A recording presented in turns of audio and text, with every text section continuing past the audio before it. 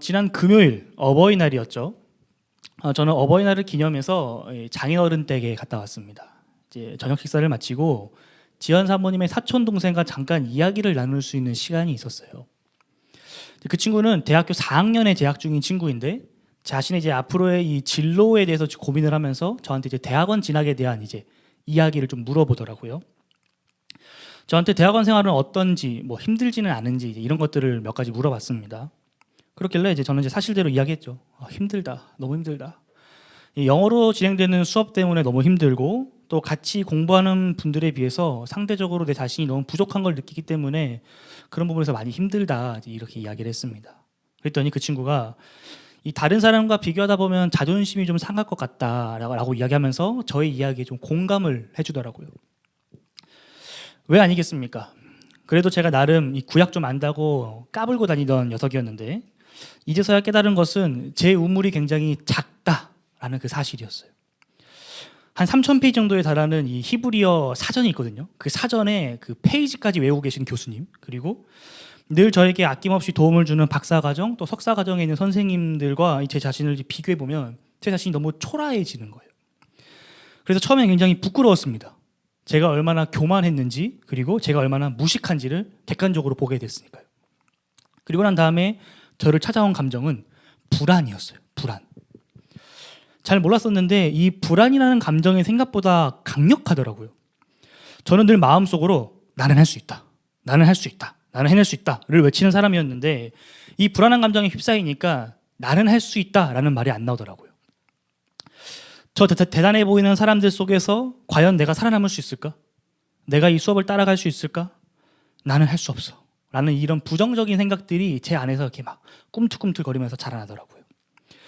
예전 같았으면 모르는 게 뭐 하나 있으면 그거 하나 붙잡고 늘어져서 막 깊게 파고들었을 텐데 지금은 그런 자신감이 없으니까 또 초조하고 불안하니까 뭐 하나 깊게 파지 못하고 요거 하나 건들고 저거 하나 건들고 이렇게 집중을 못하고 자존감도 떨어지고 이 불안이라는 것이 저의 이 생각과 시야를 굉장히 좁게 만들더라고요.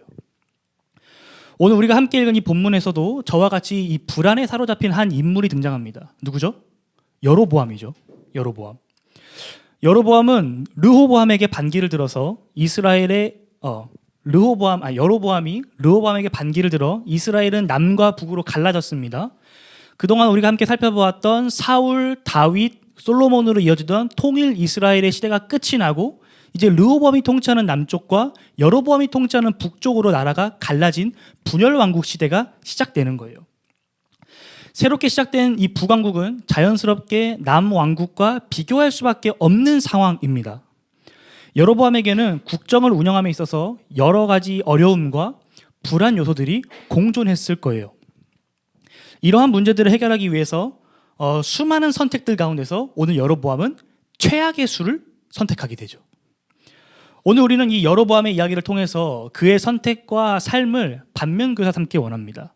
더불어 하나님께서 우리에게 원하시는 삶의 모습이 무엇인지를 깨닫고 실천하는 우리가 되기를 소망합니다. 자, 여로보암이 왕이 되어서 가장 먼저 한 일이 무엇이었을까요? 가장 먼저 한 일. 오늘 말씀에 나오는데 가장 먼저 한 일은 주요 핵심 도시들을 요새화하는 거였습니다. 자, 지도 한번 보여주시겠습니까? 요거 말고 첫 번째 지도. 네. 지금 밑에 있는 보라색이 남쪽 나라고 위에 있는 게 이제 북쪽 나라입니다. 편의상 우리가 남왕국 또 북왕국 또는 뭐 북이스라엘, 남유다라고 명칭하는데 여로보암이 다스리던 이 북왕국은 르호보암이 다스리는 남왕국의 반기를 들어서 새롭게 탄생한 나라죠. 그렇기 때문에 수도를 정해야 됐습니다. 수도. 다음 페이지 보여주세요. 이 북왕국에서 여기가 이제 세겜이라고 새로운 수도를 만든 곳이고 그 다음 여기가 브누엘이라고 이제 또 하나 짓게 되는 도시입니다. 여로보암은 북왕국의 중앙이자 주요 도로가 교차하는 매우 중요한 전략적 요충지인 세겜을 수도로 삼고 성을 쌓아서 요새화시킵니다. 그리고 다른 나라와의 교역을 위해서 동쪽의 브누엘도 요새화하여 주요 상업로를 확보했습니다. 이 여로보암의 집권 초기임에도 불구하고 여러 도시들을 요새화할 수 있는 그런 대규모 건축 사업을 했다는 점에서 아마도 그는 백성들의 신임을 많이 얻었으며 매우 안정적으로 국정을 운영했을 걸로 추정됩니다. 그런데 이러한 여로보암에게 한 가지 커다란 문제가 있었어요. 문제가. 우리 함께 26절과 27절 말씀을 읽어보겠습니다. 함께 읽읍시다. 시작.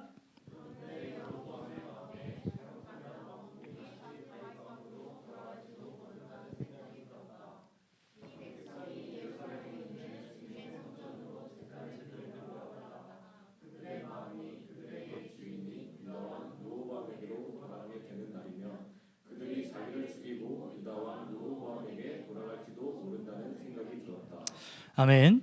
자, 사울, 다윗, 솔로몬으로 이어졌던 120년의 이스라엘이 이제 남과 북으로 갈라졌습니다. 분열됐어요.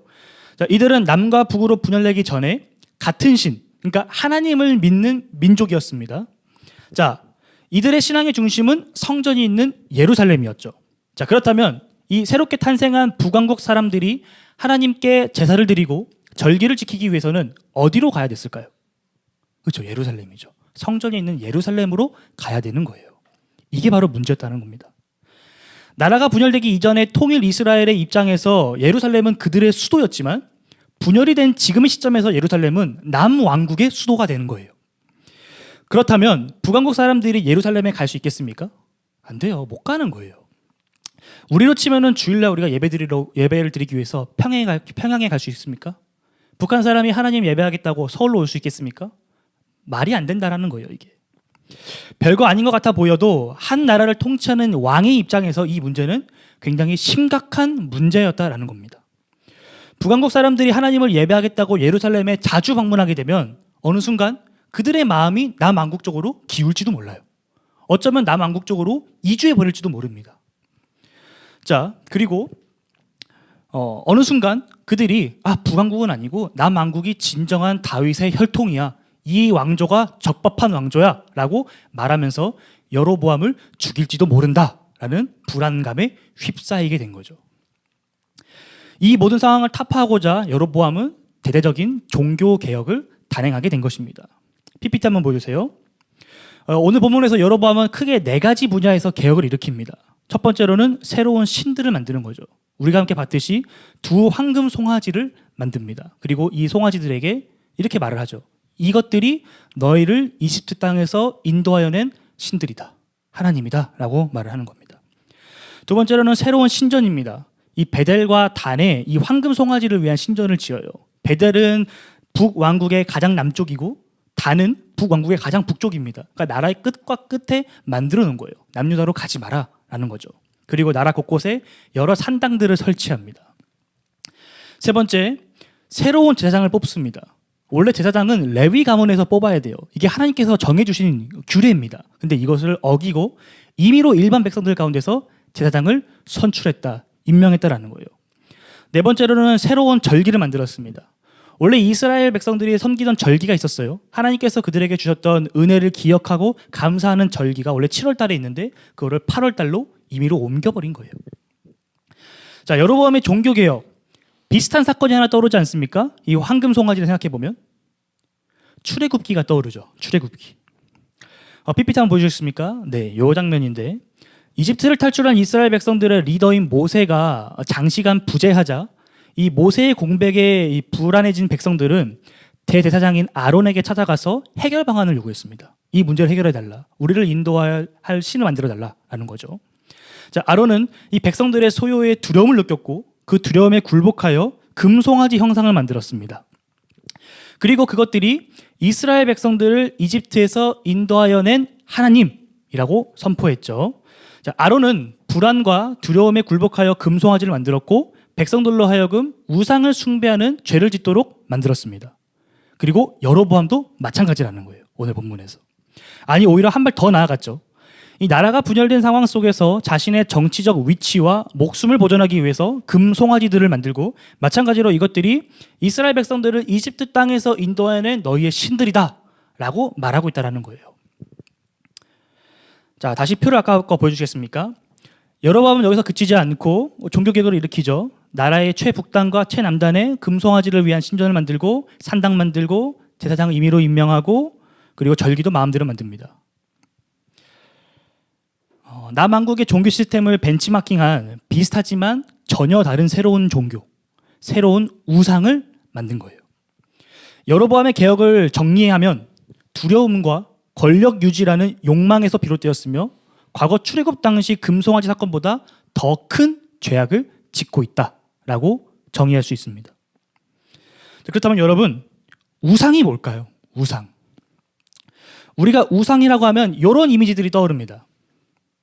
PPT 넘겨주세요. 예, 이런 이미지들이 떠오르죠. 우상은 신이 인간계로 확장되는 통로이자 머무르는 거처이며 또한 자신을 드러내는 장치다라고 정의합니다. 쉽게 말해서 돌이나 나무, 금속 따위 등을 통해서 신을 형상한 것들을 가리켜 우리는 우상이라고 말하죠. 그러나 우리 개신교는 이러한 형상을 만들지 않습니다. 그렇기에 우리는 자연스럽게 우상과는 거리가 먼, 나와는 상관이 없는 것이라고 생각합니다. 그런데 성경이 말하는 우상은 사실 이것보다 훨씬 더 광의적인 넓은 의미를 가지고 있어요.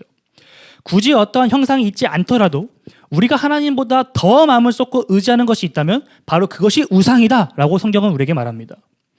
우상은 단순히 어떠한 조각이나 물질적인 형태만 의미하지 않아요. 물론 그것도 우상이지만 성경이 말하는 진정한 우상은 내가 믿고 의지하는 것, 내가 가장 사랑하는 것, 이것이 없으면 안 될 것 같은, 내 삶이 무너질 것 같은, 그렇게 하나님 자리에 하나님을 대신하는 그 모든 것들을 통칭해서 우상이라고 말을 합니다.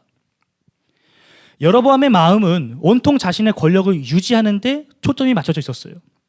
권력 상실에 대한 두려움에 사로잡혀 헤어나오질 못하고 있는 거죠. 권력에 대한 욕심이 하나님보다 앞서 버렸고 그 욕망이 여로보암의 우상이 되어버린 것입니다.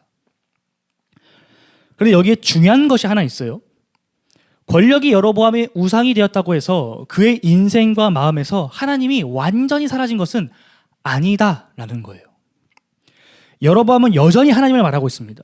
28절을 보십시오. 금송아지를 세우면서 하는 말이 뭐죠? 이스라엘아, 너희를 애굽 땅에서, 이집트 땅에서 인도하여 낸 너희의 하나님, 너희의 신들이다 라고 말하고 있다는 거예요.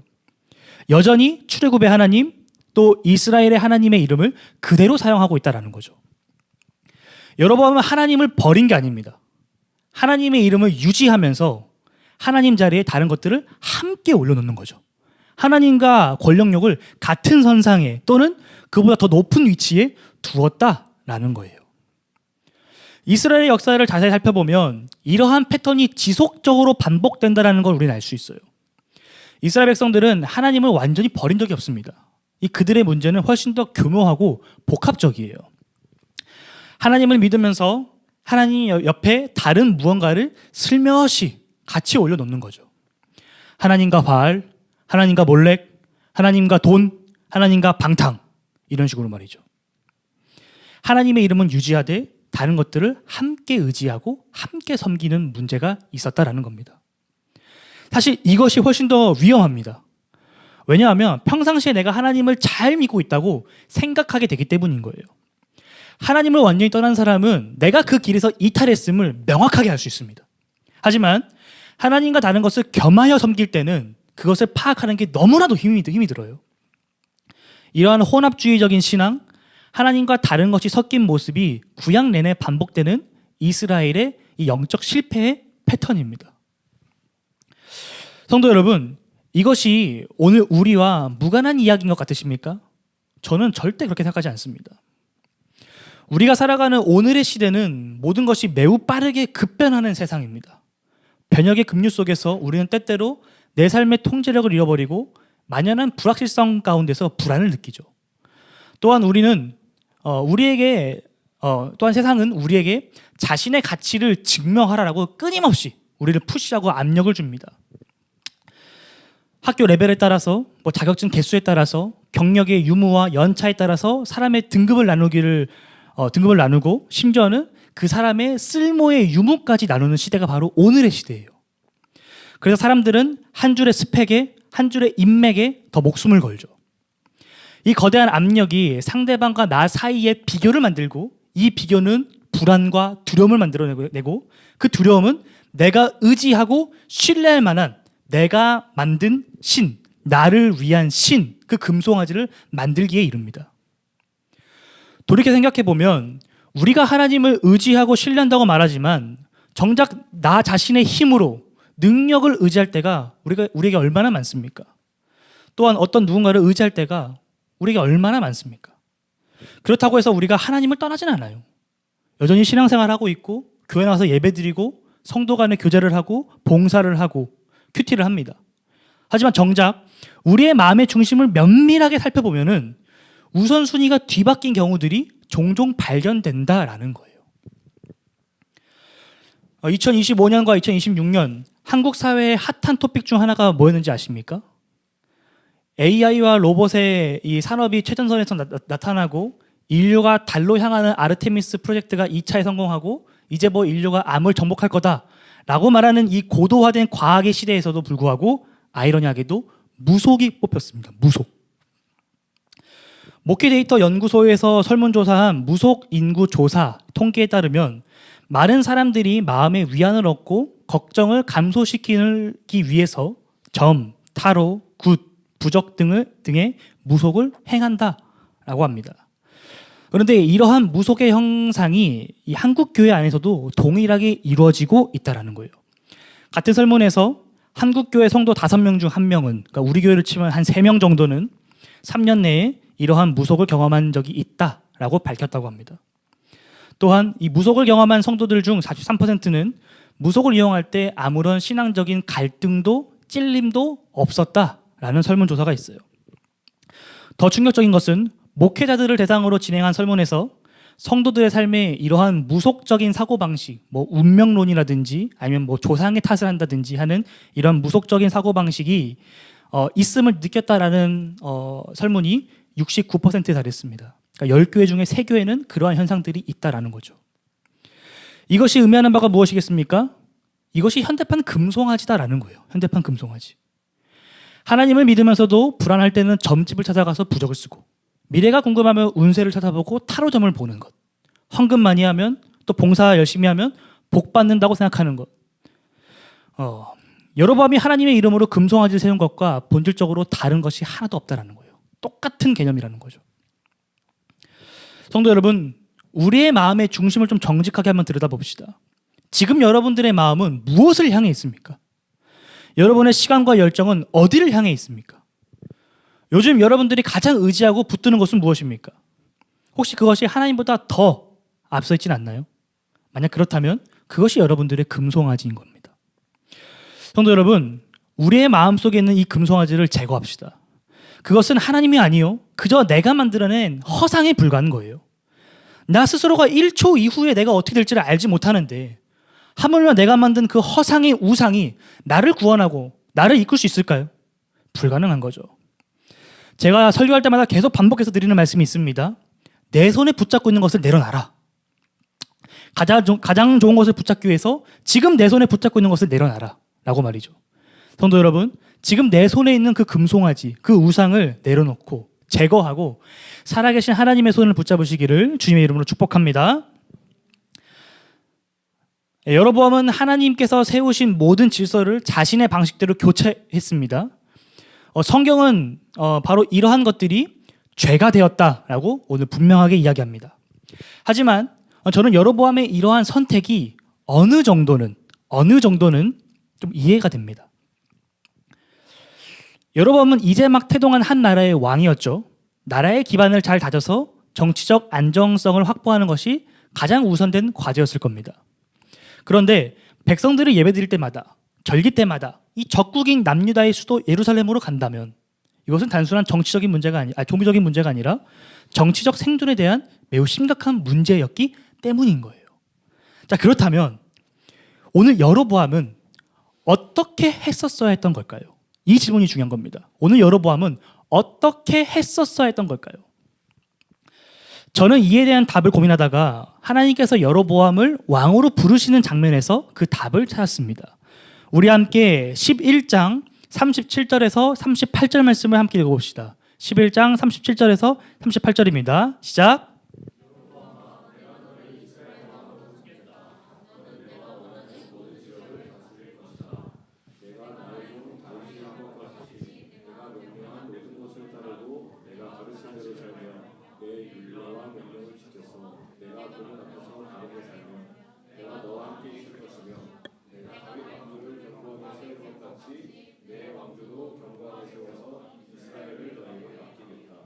아멘. 자, 하나님께서 분명히 여로보암에게 그가 어떻게 하나님께서 그에게 허락하신 나라를 이끌고 통치해야 되는지에 대해서 말씀하셨습니다. 그 방법이 뭐죠? 다윗처럼 행할 것입니다. 다윗처럼 행해라. 다윗의 통치의 가장 기본 전제가 무엇입니까? 바로 기도였어요. 기도. 하나님의 뜻을 구하는 거죠. 자, 예를 한번 들어볼까요? 다윗은 성전을 짓고 싶었습니다. 기억나시죠, 다들? 자신은 성 안에 사는데 하나님의 전은 저 성막에 텐트 가운데 있는 것이 마음의 불편함을 느꼈어요. 그래서 다윗은 성막을 짓고 싶었습니다. 자, 이 얼마나 멋진 꿈입니까? 하나님을 위해서 뭔가를 하겠다라는 것. 자, 바로 삽을 뜨면 될 텐데 다윗은 그러지 않았습니다. 나단 선지자를 통해서 하나님의 뜻을 구했죠. 나단 선지자가 뭐라 했습니까? 하나님께서 그거를 원치 않으신다라고 스톱시켰어요.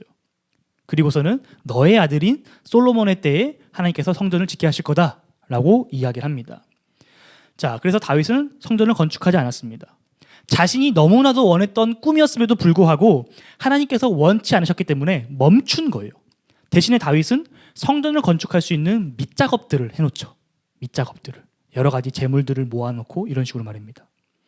그 밑작업이 있었기 때문에 솔로몬 때에 성전을 지을 수 있었던 거예요. 여로보암도 마찬가지입니다. 여로보암도 오늘 하나님께 여쭤봤었어야 했어요. 하나님, 지금 이러한 상황인데 이 상황을 해결하기 위해서 내가 어떻게 해야 됩니까? 라고 여쭤봤었어야 했어요. 그런데 여로보암은 하나님께 묻지 않습니다. 어떻게 해야 될지 몰라 발만 동동 구르고 있는 상황에서도 하나님께 해결 방법을 구하지 않아요. 지난주 르호보암이 하나님의 뜻을 구하지 않고 사람들의 말에, 자기 또래의 사람들의 말에 귀를 기울였다가 나락간 이야기 기억하시죠? 오늘 여로보암도 똑같습니다. 28절 말씀을 보면 여로보암은 신하들과 머리를 맞대고 상의한 끝에 종교 개혁을 단행한 것을 알 수 있어요. 여로보암이 물어야 할 대상은 신하들이 아니었습니다. 여로보암에게 필요한 것은 더 좋은 참모도 더 좋은 전략도 아니었어요. 하나님께 묻는 것, 그 기도가 필요했습니다. 그러나 그러지 않았죠. 성도 여러분, 여러분의 인생에서 가장 두렵고 막막한 순간에 여러분들은 가장 먼저 누구를 찾아가십니까? 친구, 부모님, 또는 어떤 내 인생의 멘토? 좋은 방법입니다. 상담을 통해 여러 조언을 구하고 도움을 받을 수 있겠죠. 그러나 우리가 가장 먼저 찾아가야 될 존재는 하나님입니다. 하나님. 기도를 통해 하나님께 여쭤봐야 돼요. 그리고 성경 말씀을 통해서 주님의 뜻을 확인해야 합니다.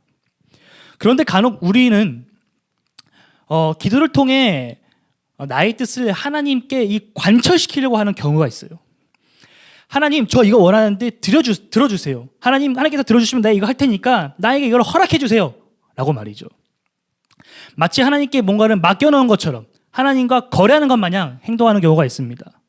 이미 내 계획은 다 세워져 있으니 하나님 따지지 마시고 그냥 내 계획에 도장 꽝 찍어주세요. 라고 말이죠. 그런데 우리가 아무리 머리를 쥐어 짜낸들 우리의 계획이 하나님의 계획보다 더 좋을 수 있을까요? 우리의 방법이 하나님의 방법보다 더 온전할까요? 결코 그렇지 않습니다. 이 세상을 창조하시고 다스리시는 분과 그분이 다스리시는 이 세상에 속한 우리와의 격차는 결코 메울 수가 없어요. 그렇기에 기도는 내 목에 핏대를 세우면서 내가 원하는 것을 쟁취하기 위한 투쟁의 외침이 아니라 나를 향한 그 하나님의 뜻을 깨닫고 그 뜻 앞에 나의 뜻을 포기하고 굴복하고 내려놓는 그런 시간인 거예요. 굴복의 시간. 정치적 위기의 상황에서 여로보암이 취해야 했던 행동은 하나님, 저 이 문제가 지금 두렵습니다. 어떻게 해야 되나요? 주님 말씀해 주세요. 제게 가르쳐 주세요. 라는 이 한마디였습니다. 이거. 그런데 여로보암은 이걸 하지 않죠. 그 결과가 무엇이었습니까?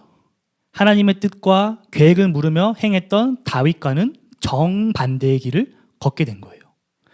이 잘못 끼워진 첫 단추로 인해서 하나님께서 명령하신 것을 따르지도 않고 가르치신 대로 살지도 않았으며 하나님의 율례와 명령을 지키지도 않고 하나님 보시기에 악한 행동을 하며 살게 되었습니다. 여로보암은 하나님을 자신의 목적을 이루기 위한 도구로 사용했고 백성들로 하여금 죄를 짓도록 만드는 엄청난 잘못을 저질렀습니다. 이러한 여로보암의 이야기는 오늘 본문에서 끝나지 않아요. 오늘 여로보암이 지은 죄는 영원히 기록됩니다. 남왕국이 다윗을 기준 삼아서 다윗의 길로 행했다, 다윗의 길로 행하지 못했다라고 평가합니다. 앞으로 살펴볼 거예요. 그와 마찬가지로 이 북왕국의 왕들이 심판받는 이 악의 패러다임도 여로보암의 죄가 기준이 됩니다. 여로보암의 길로 행했다라는 이 불명예스러운 언급이 반복되며 약 200년 이후 이 북왕국이 멸망할 때 성경은 그 이유를 오늘 이 여로보암의 죄에서 찾습니다. 여로보암이 북이스라엘의 멸망의 원인이다 라고 말이죠. 성도 여러분, 오늘 여로보암의 불안은 불신을 낳았습니다. 그 이유는 단 한 가지입니다. 그가 자신의 힘으로 해결하려고 했기 때문인 거예요.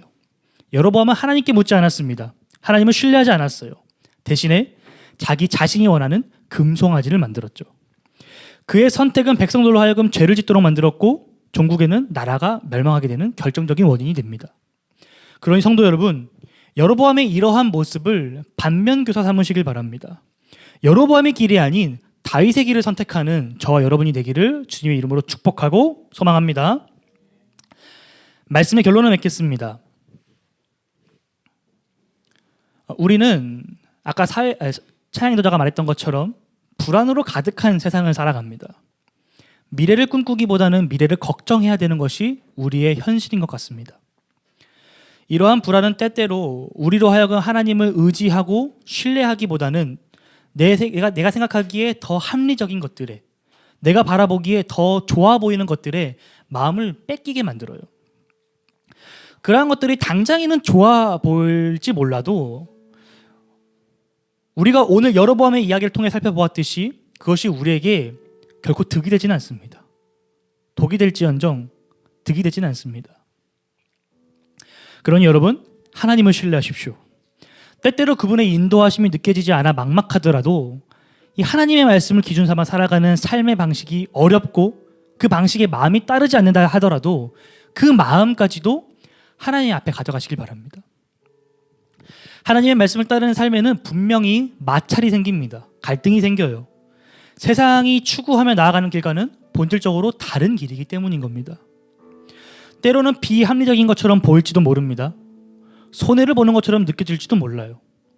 편안한 길이 있는데도 불구하고 굳이 고된 길을 선택해서 걸어가는 느낌이 드는 것도 사실입니다. 주님의 말씀을 실천하기 위해 부단히 노력하지만 내 삶에, 그리고 나의 삶의 영역 가운데 아무런 변화도 일어나지 않는 것처럼 느껴질 때가 있는 것도 사실인 거예요. 그러나 성도 여러분, 하나님을 신뢰하지 않음으로 자기 자신을 신뢰했던 여로보암에 대한 성경의 평가를 잊지 마시기 바랍니다. 여로보암의 불안은 불신을 낳았습니다. 여로보암의 행동은 하나님께서 보시기에 악한 죄가 되었어요. 그러니 여로보암을 반면교사 삼으시기 바랍니다. 단연코 말씀드릴 수 있는 것은 기도의 씨앗을 뿌리는 자는 기도의 열매를 맺게 될 것입니다. 불안을 딛고 하나님을 향한 신뢰의 씨앗을 뿌리는 자는 불신이 아닌 신실함의 열매를 맺게 될 것입니다. 오늘 일과 내일 일을 염려하지 말고 먼저 하나님의 다스리심과 하나님의 의를 구하라 말씀하셨던 예수님의 말씀을 기억하시기 바랍니다. 자신의 유익이 아닌 하나님의 말씀에 순종하셨던 예수 그리스도의 십자가의 은혜를 기억하시기 바랍니다. 우리가 무엇인가를 결정하고 나아갈 때에 그것이 나에게 유익이 되느냐, 유익이 되지 않느냐라는 그 차원을 넘어서서 그 선택과 결정이 하나님과 나의 관계에 어떤 의미를 갖고 있는가, 이 지점을 고민하는 저와 여러분이 됐으면 좋겠어요. 예수님이라면 어떻게 하셨을까? 이 나의 선택과 결정을 하나님께서는 어떻게 바라보실까? 이렇게 고민하는 우리 복음 안의 세계가 되길 소망합니다. 하나님을 향한 신뢰로 신실을 낳는 놀라운 복음의 증인이 되는 저와 여러분이 되기를 주님의 이름으로 축복합니다. 우리 함께 기도하기 원합니다.